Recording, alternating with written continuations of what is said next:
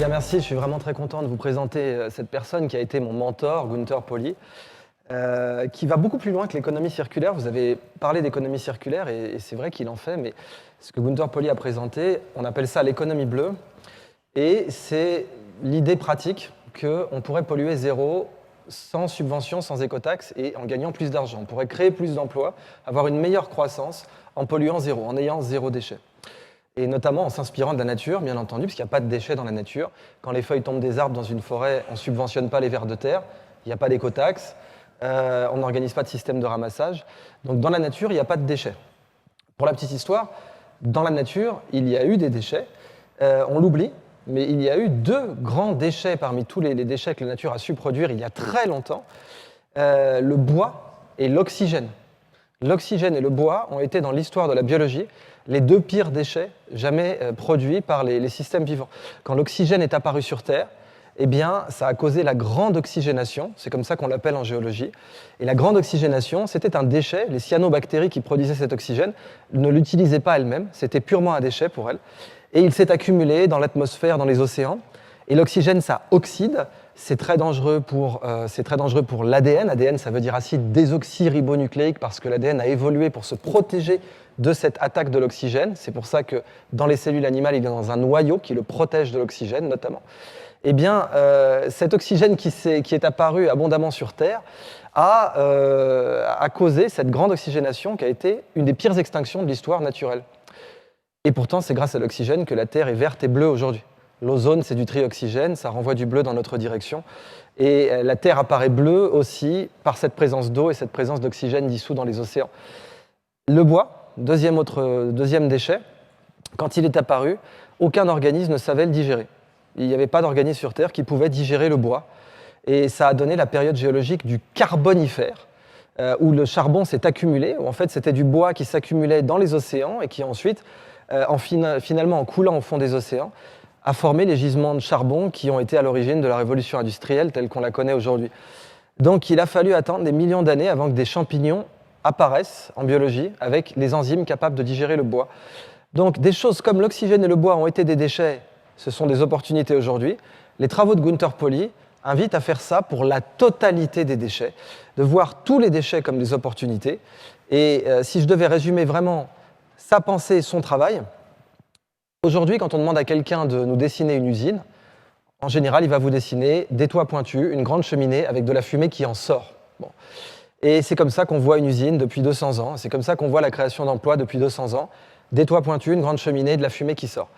Eh bien, les travaux de Gunther Pauli nous invitent à construire un monde qui est déjà en cours de construction, où quand un enfant dessinera une usine, eh bien, il fera peut-être des toits pointus, il fera peut-être une cheminée, mais cette fois, la fumée rentrera dans la cheminée.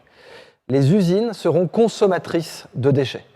Au lieu d'essayer de viser un zéro déchet, peut-être par la décroissance, peut-être par d'autres méthodes, au lieu d'essayer dans 10 ans ou dans 15 ans d'atteindre peut-être un monde où on aurait zéro déchet, les travaux de Gunther Pauli nous invitent à construire un monde immédiatement où on consomme les déchets du passé tout de suite, où on attaque tous nos déchets, même les déchets nucléaires, même les pires déchets possibles, on les attaque comme des gisements de matières premières. Et ça, c'est vraiment une révolution sur le plan économique que je comparerais vraiment à l'abolition de l'esclavage aux États-Unis. Alors Gunther, dis-nous en plus sur quelques cas qui t'ont inspiré dans la région et dans tes nombreux voyages sur comment on peut utiliser nos déchets comme des gisements de matières premières. Avant tout, Idriss, je te remercie. Tes introductions s'améliorent tout le temps. Hein. C'est quand même extraordinaire. Vous savez que pour un professeur, pour un enseignant, c'est toujours bien de finalement pouvoir apprendre de ses élèves. Et toi, tu es un cas extraordinaire parce que je te connais depuis 15 ans. Maintenant, je suis dans la phase d'apprentissage et quand je t'écoute, j'apprends. Alors, je te remercie pour ça. C'est moi qui te remercie. mais ce qui est quand même une chose, j'ai pu apporter à nos amitiés, à notre amitié, nos relations, nos contacts, c'est un peu l'école de la vie. Et je crois que l'école de la vie est devenue très importante, surtout parce qu'on ne parle plus des anecdotes, des rêves, mais on parle des rêves qui ont été achevés, des rêves réalisés. Et même J'ai des rêves ou j'ai des cas où j'ai dépassé mes rêves. Je ne pouvais pas m'imaginer que c'était possible de faire autant. Une raison pour laquelle, de temps en temps, les gens me prennent pour une personne extrêmement ambitieuse et quand même qui vit dans les nuages, mais j'ai appris à descendre des nuages. Et c'est une chose que je crois qui est très importante. Alors, je me suis dit, quand même, quand je t'écoute, en apprenant du forêt et des arbres, je me suis posé il y a 40 ans la question tout à fait simple. Comment est montée la pomme dans l'arbre? C'est quand même assez fascinant que nous enseignions à tous les enfants comment tombe la pomme, et on fait grande référence à Newton, mais on ne fait référence à personne qui est capable de me dire comment est montée la pomme, parce que la pomme, quand même, elle s'est lancée contre la loi de la gravité, et toutes les pommes savent très bien le faire, hein. Sauf les êtres humains n'ont pas encore bien compris quelles sont les 7 lois de la physique qui permettent que la pomme, monte. Ou comment arrive l'eau dans le noix de coco, hein. Il n'y a personne qui est en train de pomper. Alors comment c'est possible? Alors quand moi je donne des cours sur l'énergie renouvelable, je parle de la pomme et de noix de coco. Et je parle de la baleine parce que la baleine est capable quand même de pomper 1000 litres avec 6 volts courant direct pendant 80 années sans avoir une batterie derrière. Et je crois que c'est là où la nature, pour moi, est toujours pas seulement le grand maître, mais la nature nous donne aussi la possibilité de s'inspirer et de regarder comment les défis et les problèmes que nous considérons des grands problèmes sont à la fin de la journée des petites histoires qu'il faut régler. Et dans la nature, tout est déjà réglé avec ces 4 milliards d'années d'expérience. Alors ce matin, je me suis penché sur les différents projets. Parce qu'hier, on a eu une journée extraordinaire, hein. Tu es d'accord qu'hier... Oui. Et hier, on a lancé donc, le Tour Super France, qui est un tour autour de 3 thèmes, l'emploi, l'emploi et l'emploi. Vous n'êtes pas sans savoir que la France, l'Europe et en réalité le monde est entré dans une période économiquement difficile, pas forcément catastrophique, mais clairement difficile, et qu'il était important de parler d'emploi en France. Or, les travaux de Gunther et d'autres travaux nous invitent justement à considérer nos déchets comme des opportunités, et on a programmé un tour de France, de la périphérie. On passe volontairement pas par Paris, c'est un tour volontairement girondin, on est vraiment contre la centralisation des initiatives économiques, dans lequel on rencontre la société civile, les élus locaux, les entrepreneurs et les financeurs, pour qu'ils nous parlent des projets qui pourraient utiliser des déchets et créer des emplois. Et on a effectivement rencontré un grand nombre d'entrepreneurs. On ne s'attendait pas à ce que autant de projets viennent à nous aussi vite, dès le lancement, et surtout qu'ils puissent s'emboîter les uns dans les autres d'une façon aussi élégante. C'est peut-être un peu comme si une montre était tombée du ciel et s'était emboîtée tout de suite devant nous, parce qu'en économie bleue, le but, c'est d'essayer de transformer les chaînes industrielles en chaînes alimentaires. Donc les déchets d'une usine deviennent les achats d'une autre, et on fait vraiment que tout ce qui sort d'une usine devient l'achat de la suivante, et on peut comme ça faire des chaînes alimentaires. C'est la base de l'économie circulaire, et c'est la base de l'économie bleue. Et là, justement, des gens qui ne se connaissaient pas, qui sont venus à nous simplement parce qu'on avait posté le Discord de Super France et qu'on avait lancé ça sur Internet, se sont retrouvés là, comme ça, dans la même salle, à avoir les uns des déchets qui pouvaient être pris par les autres comme une matière première. Parlons des cailles. Oui, par exemple. Je te rappelle le cas des cailles. C'est quand même fascinant. Je travaille avec les cailles depuis ma première expérience au Bénin, en 1986, à Porto Novo, où s'est créé le centre Songhai. Et alors là, j'ai appris que le petit abattoir qui était localement présent sur le terrain, où on a quand même abattu les cailles, on prenait tous les déchets et je dis mais qu'est-ce que vous en faites? Il dit non, c'est pour les larves de mouches. On les met là et dans quelques heures, c'est bourré des œufs de mouches et les larves de mouches se transforment. Qu'est-ce que vous faites avec les larves de mouches? Mais voilà, on les donne à manger aux poissons, aux cailles, aux poules, etc. Et alors, tout d'un coup, je suis devant une réalité que le producteur le plus efficace du monde de protéines sont pas les OGM, sont pas tout ça ce qu'on connaît des laboratoires, sont simplement les larves de mouches qui quand même transforment 1 kg d'œufs en 375 kg de protéines en 5 jours.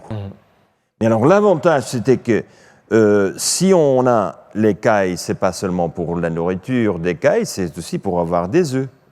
Et le grand problème que j'ai pu soulever hier à tout le monde, c'est le salmonelle. Alors, en Europe, on a tant de salmonelle dans toute la nourriture de la volaille, et bien entendu, on est un peu coincé. Est-ce qu'on va réduire la capacité de votre système immunologique parce que vous avez salmonelle ou vous avez les antibiotiques? Alors, catch-22. N'importe ce que vous faites, c'est pas bon. Alors, nous avons lancé sur l'île de Gotland, il y a 23 ans, la première production des œufs où il n'y a garantie zéro salmonelle. Donc ce n'est qu'une petite île en Suède pour l'instant. Petite île en Suède, mais on a compris qu'il faut jouer avec le jeu de la nature. Quel est le jeu de la nature? Pour éliminer salmonelle ou pour éliminer les virus et les bactéries qui sont quand même méchants pour notre santé, il faut toujours passer par un métabolisme acide et un métabolisme alcalin. Et si vous passez par les deux, vous les éliminez. Alors tout d'un coup, nous sommes devant ce jeune entrepreneur qui souhaite faire la cultivation, la production d'écailles, de l'élevage d'écailles. Et tout d'un coup, à côté, il y a une dame qui nous parle des coquillages. Oui. Mais les coquillages, c'est quoi? Les coquillages, c'est carbonate de calcium. Et qu'est-ce qu'elle en faisait de ces coquillages? Ah, mais elle en fait pas mal de choses pour la cosmétique, pour les emballages, etc. Mais moi, j'aimerais bien avoir ces déchets, parce que si moi, je peux créer un fond avec les coquillages, avec un pH de 9,2, j'ai réussi à créer exactement cette différence avec le pH des larves de mouches de 1, 1,5, avec le fond qui est à 9,5, et je peux garantir que vous n'auriez plus de salmonelle. Donc, ça, c'est ce que j'ai découvert hier. Alors, autour de la table, personne n'avait pensé de cette grande aventure de pouvoir faire la production sans salmonelle, et la solution était dans la salle. Donc, résumons-nous, c'est avant tout une sorte de jeu de Lego. Et il y a toujours un côté ludique dans cette approche des problèmes. D'abord, il faut se rappeler que dans l'histoire du monde, même depuis le néolithique, on ne crée pas d'emploi sans avoir résolu un problème. Un emploi, c'est initialement dans l'économie la solution à un problème qui est distribué. Quand quelqu'un résout un problème, par exemple contenir de l'eau, il crée un pot en terre cuite. S'il arrive à résoudre un problème et à le distribuer, il a créé des emplois. Et si on veut créer des emplois, il faut avoir des problèmes. Les problèmes sont la matière première de la création d'emplois en économie. Quand un pays a des problèmes, quels qu'ils soient, des problèmes locaux, des problèmes qui peuvent être plus internationaux, quelle que soit l'échelle de ces problèmes, les problèmes sont la matière première pour créer des emplois. Et les déchets sont des catégories très précises de problèmes.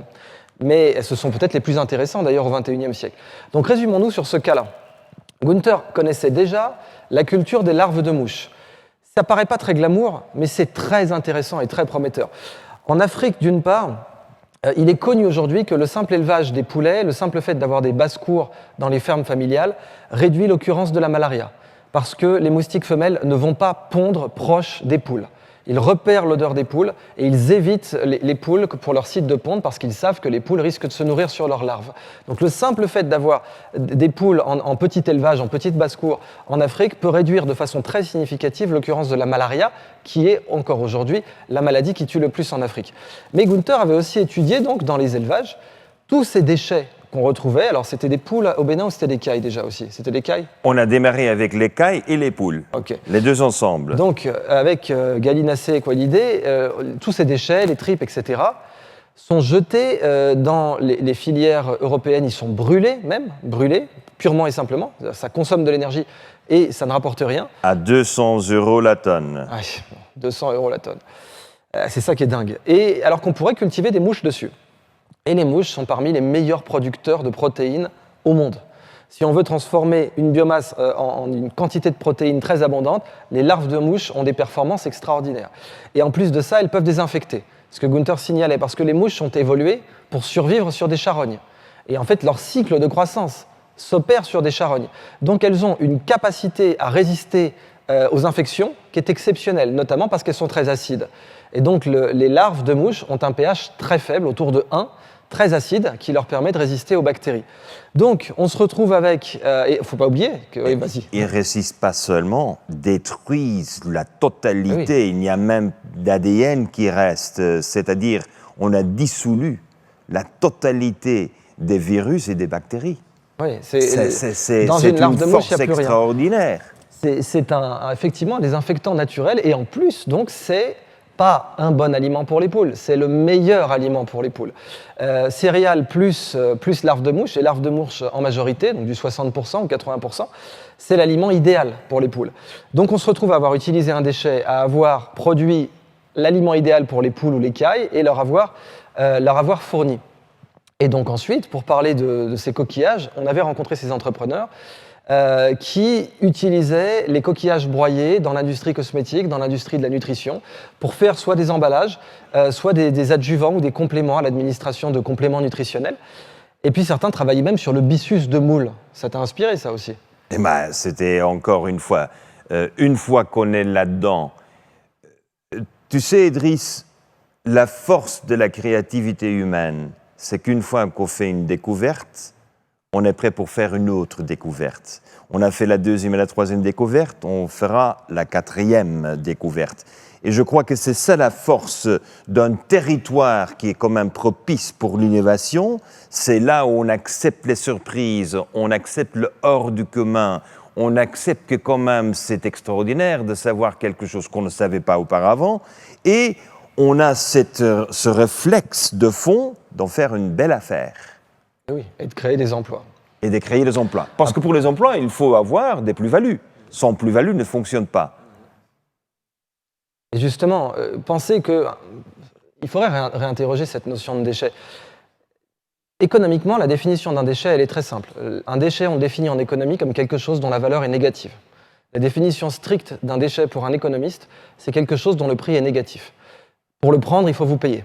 Donc une tonne d'urine, une tonne d'excréments, c'est un déchet parce que pour que vous vous en occupiez, pour que vous le preniez, il va falloir qu'on vous paye. Et vous savez peut-être que pendant la crise, pendant un bref moment, le pétrole est devenu un déchet. On a eu le Brent, on a eu le West Texas Intermediate qui sont passés en prix négatif. Ils sont passés en prix négatif parce qu'ils étaient sur des conteneurs qui devaient livrer. Et les gens qui spéculaient dessus, quand on spécule sur le pétrole, c'est certainement pas pour l'avoir chez soi, c'est pas pour en prendre livraison physique. Et des gens s'étaient retrouvés avec des instruments spéculatifs pétroliers qui arrivaient à terme en leur disant « Oui, bon, c'est mignon de boursicoter, mais maintenant, moi, j'ai un conteneur qui attend et j'aimerais vous livrer des milliers de litres de pétrole. » Et là, c'est devenu négatif. Les gens étaient prêts à payer quelqu'un pour prendre leur titre. Donc, le déchet, c'est contextuel. C'est quelque chose qui dépend du contexte économique. Et on a eu dans l'histoire des déchets qui sont devenus des ressources. C'est normal, c'est naturel comme fonctionnement. Simplement, c'était, exceptionnel. Des situations où un déchet devenait une ressource, c'était l'exception. Tout l'intérêt est d'en faire la règle. Alors, continuons juste sur les cailles et maintenant, la présence des coquillages, comment ces deux business pouvaient s'emboîter pour créer encore plus de valeur. Alors, on vient de découvrir l'opportunité de mettre les deux ensemble, mais les cailles ont des excréments. Les excréments sur cette poudre de coquillage nous donnent un engrais hors du raisonnable. Et tout d'un coup, les cailles sont productrices des engrais. Et si on fait alors, pas de la petite échelle, mais on le fait avec 100 000, on commence à être un producteur des engrais bio, naturels, 100%, et pas de salmonelle en résidus, etc. Je crois que c'est une fois qu'on se met dans cet écosystème, parce que c'est la trame de vie. On est en train de parler de la trame de vie. Et quand vous êtes là-dedans, vous rencontrez des filets un peu partout, des ficelles qui se connectent, et vous arrivez à avoir multiples opportunités de négoce. Et c'est ça ce qui m'intéresse surtout, parce que dans un territoire, quand vous commencez à faire les liens entre les différents négoces, vous permettez que l'argent continue à circuler localement. Alors pour les économistes, c'est extraordinaire, parce qu'on a une augmentation du pouvoir d'achat avec un effet multiplicateur qui est non inflatoire. Ça veut dire que c'est le vrai développement économique qui est fort différent de la logique de la globalisation. Je dis toujours, je ne suis pas pour ni contre la globalisation, je suis en faveur d'un système qui est nettement meilleur. Il y a une règle de la globalisation que tu as tout fait pour dépasser, c'est la règle des économies d'échelle et de la commoditisation. Un des grands problèmes qu'on a dans l'économie actuelle et que la crise du coronavirus est venue exacerber, c'est l'idée qu'en fait, un produit produit n'importe où est équivalent, est interchangeable. On appelle ça la commoditisation. Et la commoditisation, elle détruit toute initiative de production locale sur certains produits, parce qu'après tout, si un blé américain vaut un blé vendéen, il n'y a plus d'intérêt de produire caricaturalement du blé en Vendée, puisque un blé américain, des plus grandes plaines, plus d'ingrédients, plus de pesticides, etc. On a des économies d'échelle bien plus grandes. Mais en changeant les règles du jeu, ce qui est une caractéristique centrale de la bioéconomie, changer les règles du jeu, en particularisant le produit au maximum pour faire en sorte qu'il ne puisse pas être interchangé par un autre produit, en particulier d'importation, eh bien tu arrives à créer des emplois dans des zones que les économistes considéraient comme non compétitives et que les économistes considéraient comme incapables d'accueillir un centre de production pour les biens et les services que tu présentes. Alors la force, c'est qu'on fait une intégration verticale de la chaîne de valeur, c'est-à-dire je ne laisse pas un tiers ni un petit pourcentage de ma valeur. On va continuer à créer dès de la larve jusqu'au produit fini, je continue à créer des valeurs rajoutées, c'est la une. Mais deux, j'organise que j'ai multiples cash flows. Oui. Parce que bien entendu, dans les négoces, il faut avoir un cash flow. Si je n'ai qu'un produit qui est globalisé, où tout mon argent immédiatement passe en cyberspace, dans l'espace, dans ce cas-là, l'économie locale ne peut plus bénéficier. Faisons une parenthèse pour ça. Multiples cash flows, donc multiples sources de revenus, c'est très connu en économie pour être un des meilleurs moyens de résister aux crises. Et on le comprend intuitivement, une famille qui aurait plusieurs sources de revenus, elle peut résister à des chocs et à une plus grande diversité de chocs qu'une famille qui n'en aurait pas. Pour une entreprise, c'est pareil. Pour une région, pour un tissu économique, c'est pareil. Le cas des cailles était très clair, c'est-à-dire que normalement, leur unique source de revenus, c'était la vente de viande et d'œufs. Mais si d'un coup, vous obtenez une source de revenus supplémentaire sur la vente de l'engrais, une source de revenus supplémentaire, pourquoi pas, sur l'utilisation des cailles pour enlever certains insectes nuisibles dans des forêts, et ça se fait, et plein d'autres sources de revenus qui sont envisageables sur votre chaîne de valeur, eh bien vous augmentez la résistance de votre unité de production aux crises. Et en plus, si au lieu que l'abattoir est obligé de payer 200 € pour détruire une ressource, on gagne 1 000 € par tonne, 1 000 € par tonne. La différence, c'est 1 200 €. Ouais. Alors, avec la différence de 1 200 €, j'ai créé un pouvoir d'achat. Et c'est très important dans l'économie d'avoir un pouvoir d'achat. Mais les 200 € sont déjà dépensés. Et le 1 000 €, c'était 1 000 € qui sont partis à l'extérieur parce que la nourriture pour les cailles, c'est globalisé. C'est acheté. Alors, tout d'un coup, on a 200 qui auraient été sortis pour être brûlés ailleurs, et il y a 1000 qui auraient été usés pour acheter quand même une farine des poissons de Pérou, et tout d'un coup, il y a 1 200 € la tonne qui continue à circuler localement. Et c'est là où il faut surtout faire le dessin des nouveaux modèles d'affaires. Parce que c'est un dessin de modèle d'affaires. Parce que si j'ai besoin du capital, mon capital est déjà présent, parce qu'avec les 200, je peux faire un calcul sur une année, 2 ans, 3 années, je fais un calcul de la valeur présente de cette masse d'argent et j'ai un fonds d'investissement avec des budgets qui ont déjà été engagés, dépensés. Parce qu'au lieu de demander de l'investissement, tu as libéré des budgets. Donc le cas par exemple des déchets, c'est vraiment marquant. Vous payez des gens pour brûler c'est donc 200 € la tonne de déchets organiques quand vous avez un élevage.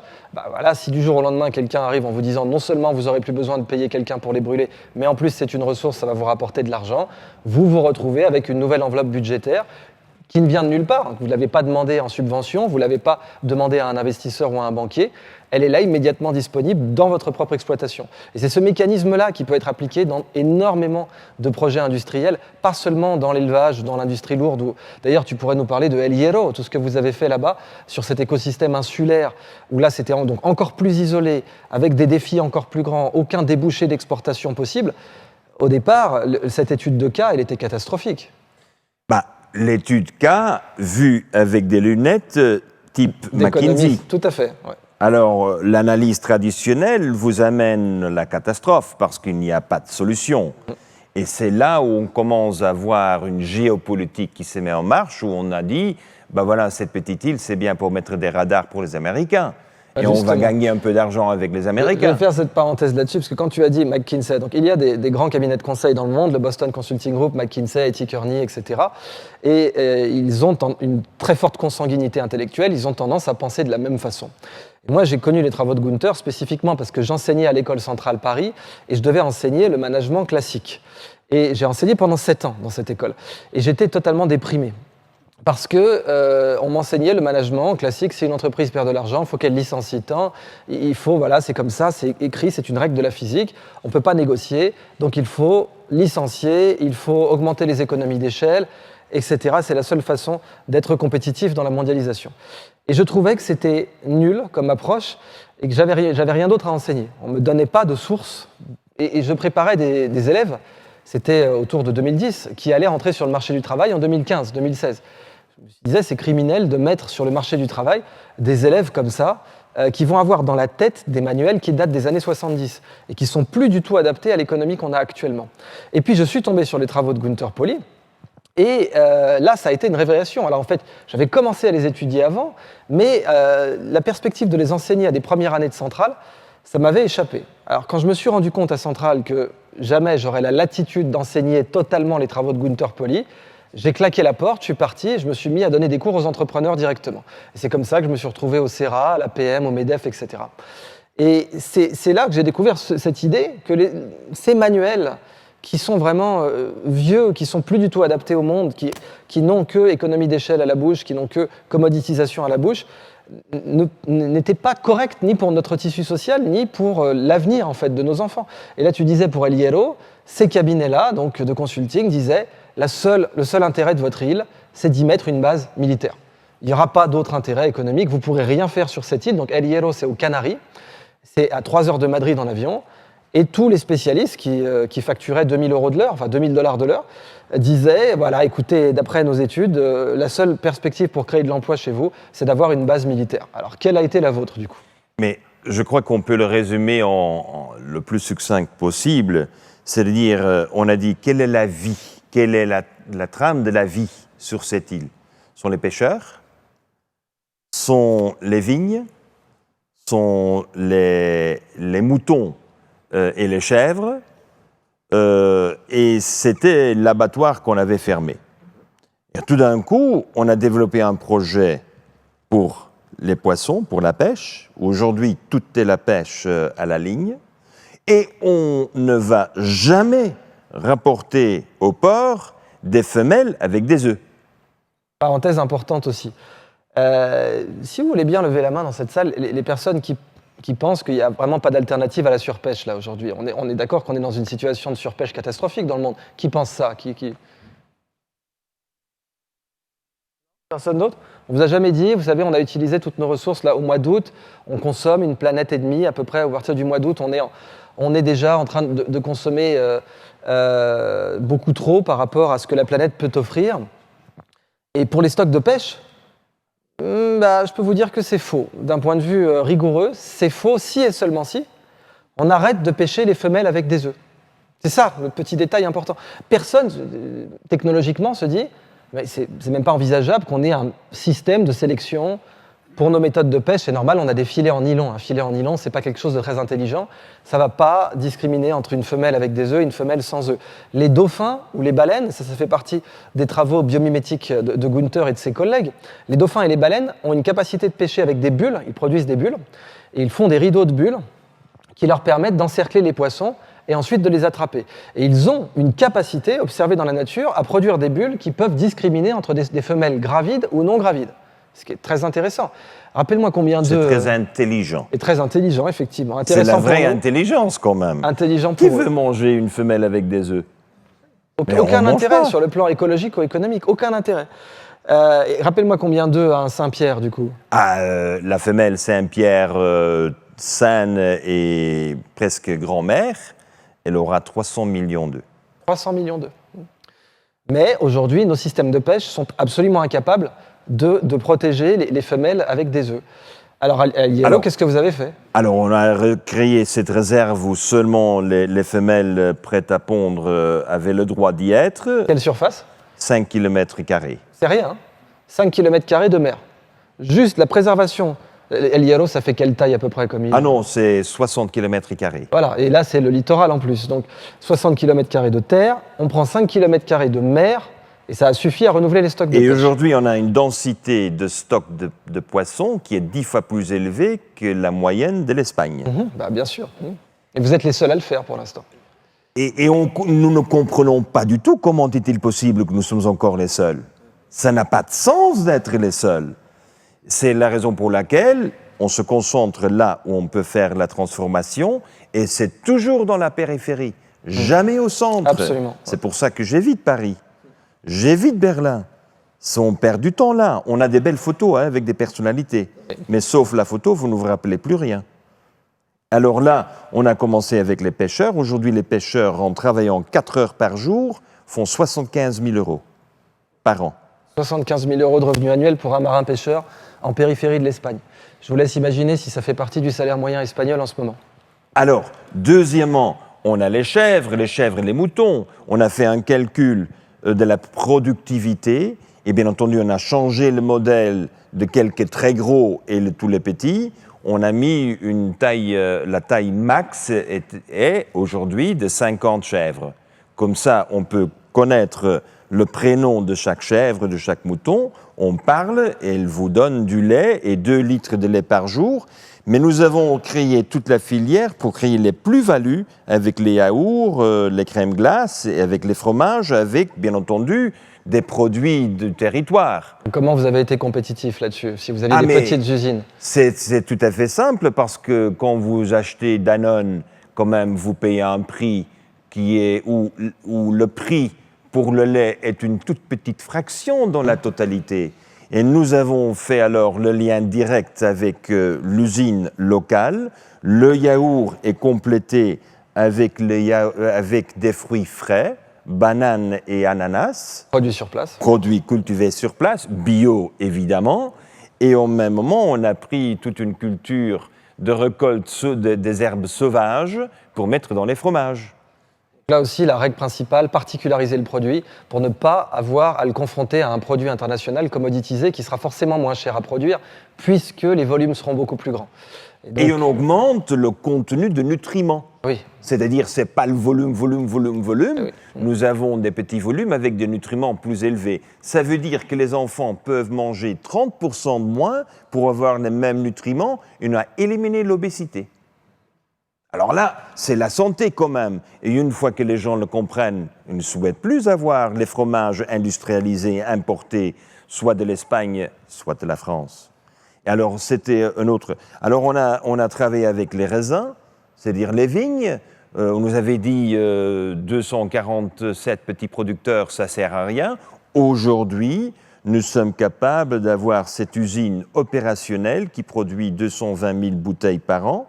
Le prix a augmenté parce qu'on a reçu quand même des prix pour un vin vert, c'est-à-dire c'est pas un grand vin, mais c'est un bon vin quand il fait chaud et vous le prenez bien.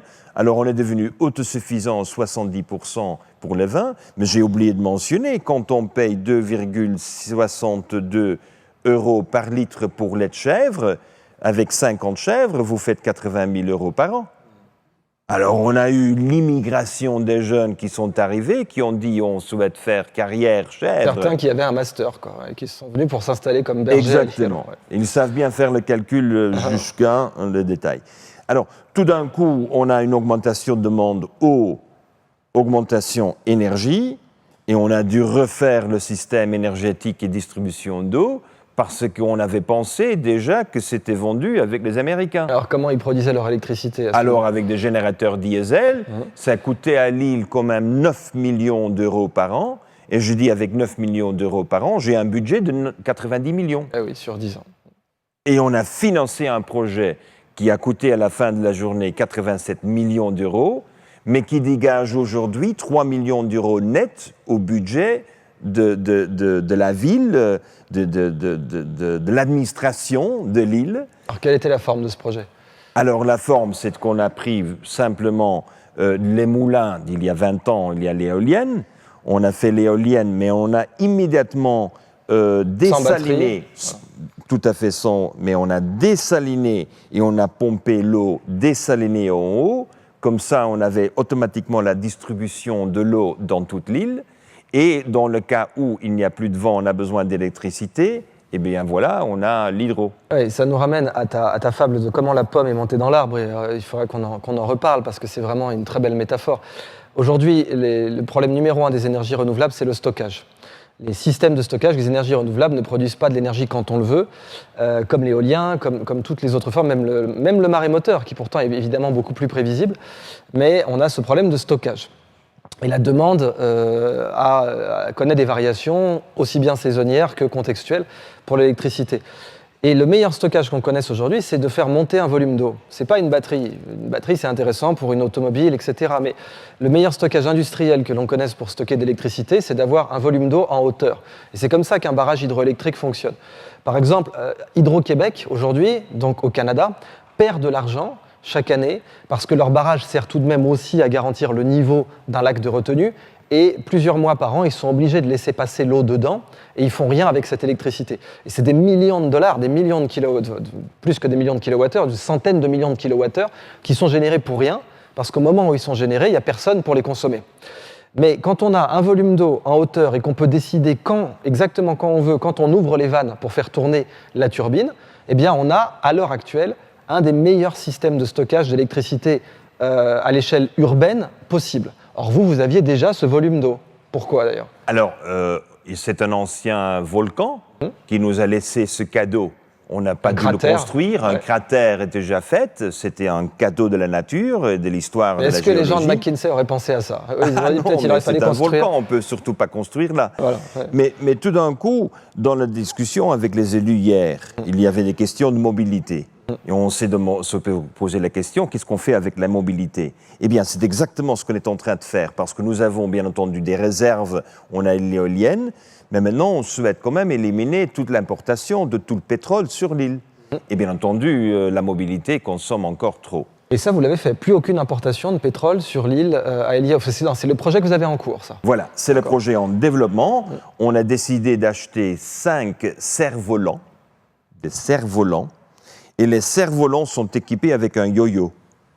Vous pouvez préparer la vidéo en régie pour cela. Si vous avez le vidéo en régie, ce serait magnifique. Si ce n'est pas, je l'explique on en a parlé hier, mais on voulait vraiment en reparler dans cette session, parce que c'est un système de production d'énergie extraordinairement efficace. L'effet yo-yo fonctionne, et nous avons développé le modèle d'affaires que le village des pêcheurs est le premier village qui utilise les voitures électriques qui sont fournies avec les cerfs-volants.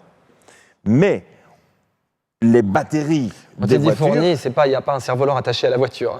L'électricité est alimentée par un système d'éoliennes qu'on appelle un kite. Le terme technique, c'est kite. On va vous montrer ça. C'est un système de production d'électricité qui a été beaucoup étudié dans le nautisme, notamment, mais qui, en réalité, a des origines très anciennes et qui a un énorme potentiel aujourd'hui. Quand vous serez prêt. Nous avons alors la génération de l'électricité avec l'effet yo-yo. C'est le va-et-vient avec le vent. Et le yo-yo, il faut avoir l'intelligence artificielle pour savoir exactement quand Avant de vous montrer cette vidéo, voilà, on va vous expliquer simplement le principe. Le jeu de yo-yo, qui était très populaire chez les Grecs antiques, notamment pour enseigner la tempérance aux enfants et le fait de tirer pile au bon moment, il y avait un côté limite philosophique au fait de pratiquer le yo-yo. Mais en fait, donc, le yo-yo est basé sur le principe du moment cinétique en physique. Mais concrètement, quand vous avez un cerf-volant qui est dans le vent et qui fait des 8 comme ça, si vous tirez la ficelle au bon moment, vous maximisez l'énergie que ce mouvement du cerf-volant va vous créer. Voilà, ça c'est ce qu'on va pouvoir vous montrer. Alors là, tu peux reprendre la main, Gunther. Mais le bateau est équipé de ce cerf-volant, de ce kite. Ici, c'est la toile qui est une toile de haute technologie qu'il faut encore améliorer. Cette toile a besoin des innovations, des technologies qui vont quand même améliorer la résistance, parce que maintenant, nous sommes obligés de changer la toile tous les 6 mois. Ça coûte 30 000 €, la toile, aujourd'hui. Alors si, c'est notre seul CAPEX, OPEX que nous avons. Alors une fois c'est là-dedans, vous verrez bien, là c'est le robot. C'est un robot, cette boîte blanche, et elle tire les cordes. Et en tirant les cordes, elle fait tourner le kite. Et ça c'est notre yo-yo. Voilà, vous l'avez vu? Vous voyez, un peu lent. Comme une poulie. Voilà, c'est notre yo-yo. Alors la force du vent qui prend le cerf-volant à 800 mètres, et à un moment donné, l'intelligence artificielle dit clic, et bzzz, ça revient, sans faire effort. Alors ça actionne une turbine. Et les Grecs le savaient il y a 2500 années. Hein. Ouais. Maintenant, on l'a fait avec l'intelligence artificielle, avec un robot. Et la force du système, c'est qu'on est capable de continuer à créer d'énergie parce qu'un cerf-volant, un kite, génère son propre vent. Et il génère ce qu'on appelle un vent apparent. Le fait de faire ces mouvements en 8, c'est très connu dans le métier. Voilà. Alors ici, c'est le yo-yo. Donc vous pouvez arrêter la vidéo. Mais nous avons cette extraordinaire opportunité de générer avec seulement 5% du matériel que l'éolienne a besoin d'aujourd'hui. 5% du matériel. Avec très peu d'aimants et en on terre rare, décide, etc. Et 9 mois, c'est installé opérationnel, au maximum. Alors au point de vue cash flow, c'est important. Mais alors là, le modèle d'affaires est intéressant. Ce que les élus, ça les a beaucoup intéressés hier, c'est que le moment que vous avez l'opportunité d'acheter les voitures, mais les batteries sont propriété de l'entreprise d'énergie. En France en général, oui. Alors la batterie de la voiture appartient à l'entreprise. Ça veut dire j'achète une voiture sans la batterie, parce qu'on fait la micro-gestion des microvoltages qu'on échange par les batteries pour optimer. Et comme l'île est maximum 40 km d'un côté à l'autre côté, il n'y aura pas de problème d'autonomie. On peut toujours avoir avec 30% dans la batterie, on a suffisant. Et c'est ce modèle qui nous permet de vendre une voiture. Mais on a augmenté la complexité du modèle pour motiver plus de gens. On a dit que si vous achèteriez la voiture à 3 familles, on vous donne une remise de 60%. Ça veut dire une voiture électrique, 5 sièges, vous coûte 2 000 €. 2 000 €. Ah oui, on a éliminé avec les une batteries. autonomie de 90 km. Et en plus, on paye les gens pour avoir cette gestion. Alors, 2 000 €, c'est un prix extraordinaire, mais on va encore plus loin.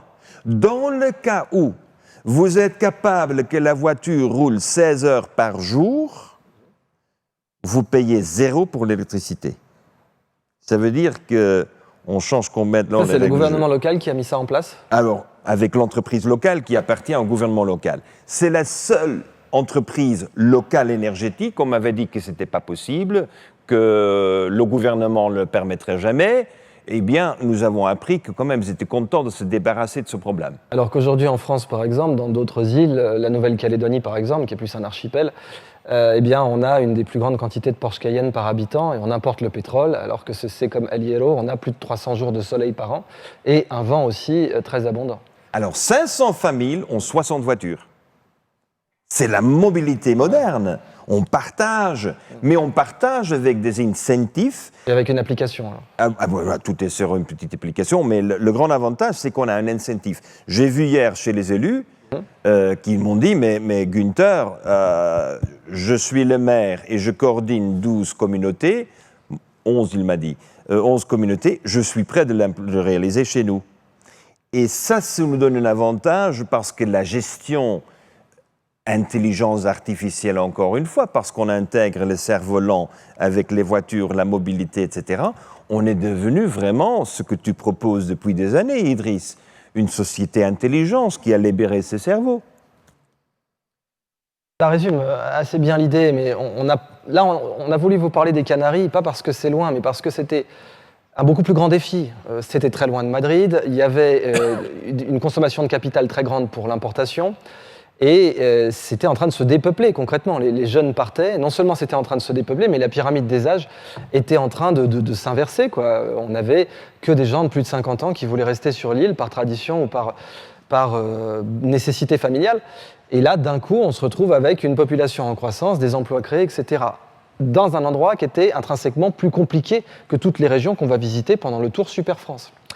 Donc ça, c'est vraiment le point sur lequel je voulais insister, c'est que si eux ont pu le faire, évidemment que tout un tas de régions, on va aussi programmer quelque chose en territoire de Belfort, où il y a eu énormément de licenciements, il y a eu le départ d'Alstom avec le rachat par General Electric, etc. Il faut créer des emplois en France. Mais la bonne nouvelle, c'est que les problèmes sont toujours la matière première pour créer des emplois. Il n'y en a pas d'autres dans l'histoire. Historiquement, c'est systématiquement les problèmes qui ont amené les emplois, comme à Petra, comme à Venise, comme dans toutes ces... Venise, vous prenez cette histoire, c'est quand même complètement dingue. C'était les Vénétis qui s'étaient réfugiés dans une lagune pour éviter les invasions barbares. Ils voulaient se protéger des invasions barbares, et plutôt que de mourir de la main des Vandales, des Alains ou des Huns, c'était mieux d'avoir quelques moustiques de la malaria dans une lagune inhospitalière. Et avec le temps, cette nécessité d'ingéniosité pour résoudre tous les problèmes qui se posaient à eux, à savoir la construction dans la lagune, le dessalement de l'eau, la mobilité, tous les problèmes qu'ils ont eus, et bien entendu la salubrité, puisque c'était un endroit très insalubre. Eh bien, le fait d'avoir résolu tous ces problèmes-là leur a engendré une supériorité technologique, économique, qui a été la base de leur rayonnement par la suite, même si, bien entendu, ils étaient aussi bien placés géographiquement.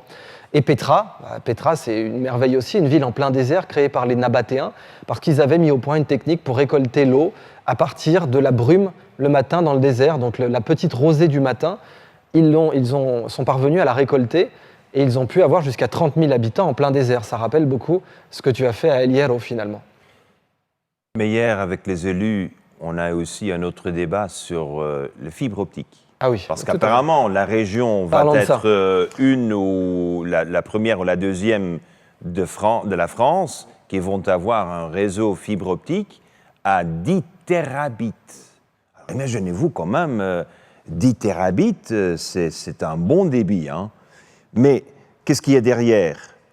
Du 5G où vous avez des antennes d'un gig qui ont une capacité qui est 10 000 fois plus limitée, et il faut le partager avec au moins 1000 personnes. Oui, le problème, c'est comme sur une autoroute. On a le cas en Chine d'une autoroute qui fait plus de 15 voies, un gros machin, et qui arrive juste sortie du péage avec 3 voies. Bon. Là, c'est le même problème. Quand vous avez du 10 terabits par seconde avec la fibre optique et que vos antennes sont à 1 gigabit par seconde, là, c'est comme si vous aviez mis une 6 voies juste en face d'une départementale à la sortie. Vous allez forcément avoir un embouteillage de data. Alors, comment on fait pour ne pas avoir une départementale à la sortie ? Qu'est-ce qui serait mieux ? Mais celle-là, encore une fois, hein, je ne suis pas ni pour ni contre OGM, ni contre 5G, ni pour et contre, je ne suis rien du tout. Je suis en faveur des solutions qui sont nettement meilleures et des solutions qui apportent quand même à la communauté le bien commun et une résilience. Et qui coûtent moins cher, en l'occurrence. Alors, quel est un des éléments qui m'a beaucoup frappé quand j'ai regardé les statistiques hier soir de la France ? Les LED, quand même. Les LED existent depuis 2005. Idriss, déployé, dans le monde. Ouais. Mais Idriss, tu sais combien la pénétration des LED en France ? Combien de Français ont installé des LED, même de première génération ? Je dirais 1 sur 4, 1 sur 3. 12%. C'est-à-dire que si la France souhaite adhérer à ces promesses de l'accord de Paris, une des meilleures choses, c'est quand même de changer les ampoules et de mettre des LED. Mais on mettra des LED quand même immédiatement de 3e génération, des LED qui clignotent un peu avec intelligence. Et là, il y a une technologie française qui est le LiFi, qu'on pourrait immédiatement mettre là-dedans. Mais le financement du paquet de la transition énergétique vers des lampes quand même super efficaces suffit déjà à couvrir cette installation. Financera le débit de 252 gigs par seconde. Mais qui ne connaissait pas le LiFi parmi notre public ? Je regarde un peu autour. Qui connaît le LiFi ? Qui applique le LiFi à la maison ? Alors, applique, ça, je pense, personne. Mais il y a un qui l'applique. J'aimerais bien le voir après. Ça, je dois vraiment faire cette parenthèse là-dessus parce que, en réalité, en France, on a des perspectives d'emploi complètement dingues, vraiment. Et je le dis d'autant plus qu'elles viennent de la recherche. J'ai travaillé énormément en Suisse, les salaires sont très élevés en Suisse, mais comment ils arrivent à maintenir un salaire très élevé et à rester compétitifs ? Par l'innovation. Les Suisses ont d'excellentes écoles polytechniques, ils ont les meilleures écoles polytechniques au monde, et ça leur permet d'avoir un énorme taux d'innovation, et en particulier, ils ont le plus fort taux de prix Nobel par habitant au monde. En France, on a une recherche qui est très efficace sur le plan budgétaire. le budget du CNRS, c'est 6,5 milliards par an, en euros. Eh ben, le budget climatisation du Pentagone, c'est-à-dire le budget clim des forces armées américaines, c'est 18 milliards de dollars par an. 6 milliards et demi pour le CNRS par an, 18 milliards juste pour la climatisation des forces armées américaines. Et avec ce budget, la France crée plein de solutions, je ne vais pas dire purement théoriques, puisque certaines sont déployées dans des expérimentations, mais l'immense majorité, et c'est là que je voulais en venir pour le LiFi, n'est pas commercialisée. Est-ce que vous saviez que l'imprimante 3D a été découverte en France ? C'est une découverte d'une équipe du CNRS dans les années 80, l'imprimante 3D. Aucun emploi créé sur la filière imprimante 3D en France, malgré cela. La France a été leader mondial sur le laser. Le pompage optique a été découvert par Alfred Kassler. Il a eu le prix Nobel en 67. Et bien à l'époque, il y avait une blague qui circulait au CNRS. Laser à quoi ? Laser à rien. Vous l'avez dans le journal Le Monde en 72. Laser à quoi ? Laser à rien. Donc les collègues d'Alfred Kassler disaient oui, c'est mignon, le laser, le pompage optique, mais ça ne va pas créer un emploi, ça c'est pas sérieux. Bon. Le pompage optique, les cristaux liquides, Pierre-Gilles Degène, prix Nobel en 91. La France n'a pas créé d'emploi sur les écrans plats. Les emplois sont partis en Corée, les emplois sont partis en Thaïlande, sont partis au Japon. Donc pareil pour l'imprimante 3D, pareil pour les disques durs SSD, qui ont été co-découverts par un Français, Albert Fert, prix Nobel en 2007. On appelle ça la magnétorésistance géante. C'est grâce à ça que tous les disques durs de vos téléphones fonctionnent. Les disques durs de vos téléphones, de vos ordinateurs, etc. Et maintenant, le LiFi est la même histoire qui se reproduit d'une découverte française faite dans des laboratoires de Paris-Saclay en l'occurrence. Et le LiFi, c'est l'Internet par la lumière. Vous pouvez utiliser le clignotement des LED. Les LED ont un clignotement qui peut aller jusqu'à 1 gigahertz, donc 1 milliard de fois par seconde. Et donc ce clignotement permet d'envoyer un signal Internet.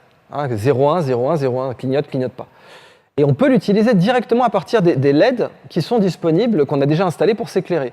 Et si on ne veut pas avoir de la lumière la nuit, on peut faire ce clignotement dans les infrarouges, ce qui fait que la salle reste noire pour nous et Internet peut être envoyé. Bon.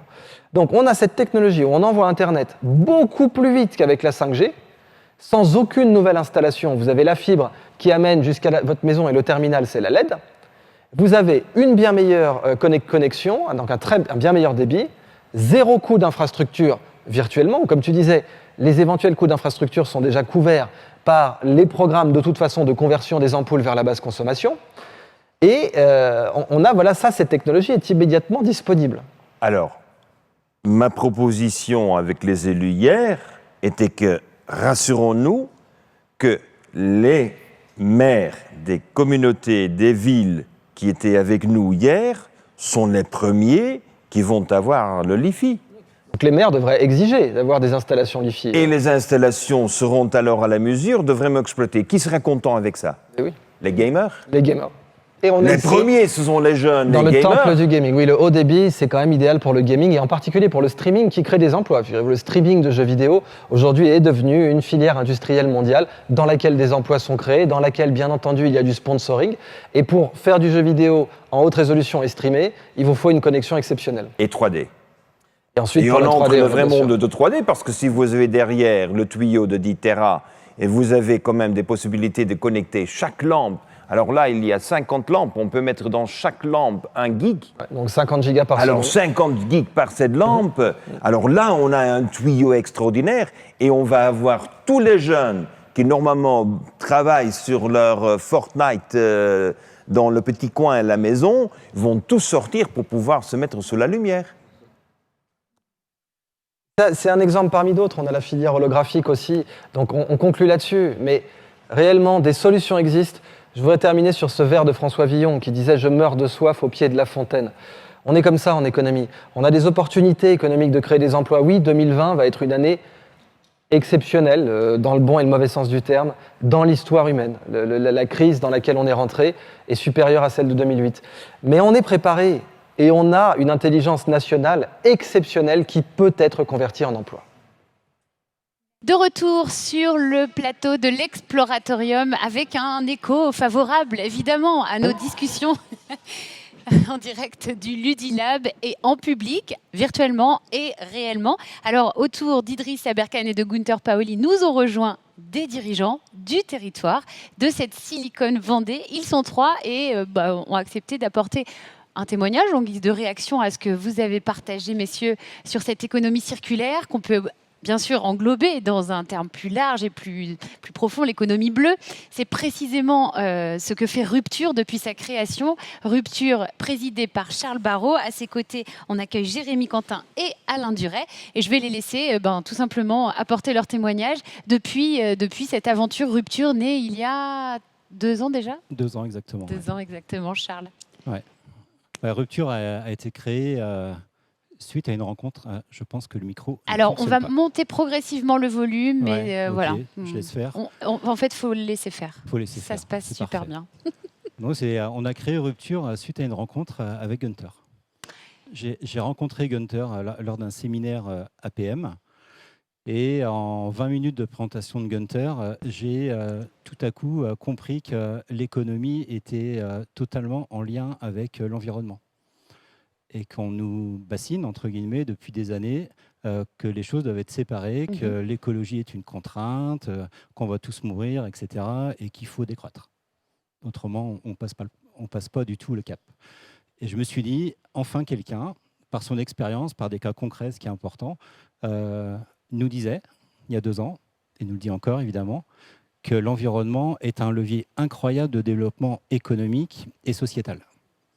Et que le chef d'entreprise, l'acteur économique, l'élu, etc., doit prendre ça à bras-le-corps et justement transformer cette contrainte, qui peut être vue comme une contrainte, l'environnement, comme comme une opportunité de développement. Et le deuxième point que Gunther nous explique, c'est comment tout cela, on doit le transmettre aux jeunes générations. Donc, quand je suis rentré de ce fameux séminaire, j'ai dit « Ok, il faut créer quelque chose ». J'ai rencontré des gens autour de mon réseau. Gunther est venu une semaine après à Nantes. On était une trentaine à le recevoir et l'aventure a commencé comme ça. J'ai commencé par des petites rencontres tous les soirs, enfin toutes les semaines, de chefs d'entreprise. Alain Duret faisait partie des premiers. Et 3 mois après, à 15 chefs d'entreprise, on crée l'association Rupture, qui est une association d'intérêt général. On a mis à peu près 1 heure à la créer. On était tous d'accord pour y aller. Alain, je crois que tu m'as dit, je ne sais pas pourquoi je suis là, mais je sais qu'il faut y être. Et voilà, c'est le mot d'ordre de Rupture. On fait ça en toute simplicité, on agit. Oui. On ne fait pas les choses parfaitement, on rectifie le tir. Et l'idée, c'est de lancer des projets. C'est avancer en marchant, hein, pour revenir à ce qui a pu être dit un peu plus tôt. Mettre des coups de projecteur sur des bonnes initiatives parmi nos membres ou sur le territoire, tout simplement, pour donner envie aux autres. Travailler avec les jeunes générations. Donc, on travaille en continu avec des jeunes à partir du CM1 actuellement. Toujours, oui. Autour d'appels à projets, autour de jeunes qui viennent nous challenger dans des projets. Et on lance plein de projets qui soient économiques ou de bonnes pratiques. D'accord. 2 ans après, on en est où en termes de... combien d'entrepreneurs font partie de Rupture aujourd'hui ? Aujourd'hui, on a un peu plus de 200 membres actifs. Okay. Parce qu'il y a plusieurs entités chez certains adhérents qui participent, etc. Justement, on va continuer en donnant par exemple la parole à Jérémy. Jérémy qui fait partie de Rupture depuis le début ? À peine. Moi, j'ai rejoint Rupture en décembre 2019. D'accord. Donc, pour ma part, je suis dans la conversion des véhicules thermiques en électrique et à hydrogène, puisque dans ma philosophie, on peut donner une seconde vie aux véhicules, plutôt que de caler vers l'obsolescence programmée de ces véhicules. Du fait qu'ils émettent des émissions polluantes, on peut les mettre à jour avec une économie locale, artisanale, et en leur donner une seconde vie qui peut être bénéfique. Ça résonne, les propos d'Idriss et de Gunther, ce que vous avez entendu là, il y a... Moi, ça m'inspire. Là. Je suis tout à fait d'accord avec Non, c'est toi qui m'inspire. C'est toi qui m'inspire. Je crois que c'est très important. Vous savez que les gens qui sont capables d'avoir une idée et immédiatement faire un suivi, ce sont des gens qui vont changer leur territoire. Et s'il y a plusieurs territoires qui changent comme ça, ils vont changer le monde. Et ce jeune homme-là, il a écouté, il a dit « je fais », et évidemment, je réagis. 1 semaine après, je ne sais plus d'où je suis venu, mais ce n'était pas à côté, parce que qui habite à côté de Vendée, seulement les gens qui vivent à la Mayenne peut-être, mais... Sinon, il n'y a personne qui est si à côté. Mais ça, il faut alors donner cette énergie mutuelle. Je suis énergétisé, je suis inspiré par la vélocité et, en plus, le concret. Merci. J'ai seulement besoin de 30 secondes de présentation. Moi, je suis déjà prêt de vous amener une voiture pour la transformer. Hein. À une condition, que l'hydrogène est verte. Pas de problème. Donc, Pas de problème. Il n'y a pas de problème chez nous en Vendée. Mais vous savez, c'est comme ça qu'on crée les affaires. On a Une un idée, client, une il y a action. des gens qui disent je fais, et l'autre dit il n'y a pas de problème. Délai de livraison, Alors pour l'instant, ça prend encore du temps. Donc combien? combien de temps Combien de Ouais. temps? Encore quelques mois avant de pouvoir homologuer les véhicules parce que il y a eu tout un cheminement. Donc on a commencé en 2015 au début du Dieselgate, ça a pensé à tout ça. On a créé une coccinelle 100% électrique qui nous a permis de faire connaître le procédé, d'aller auprès du gouvernement pour que ça devienne légal en France, parce qu'avant c'était pas légal.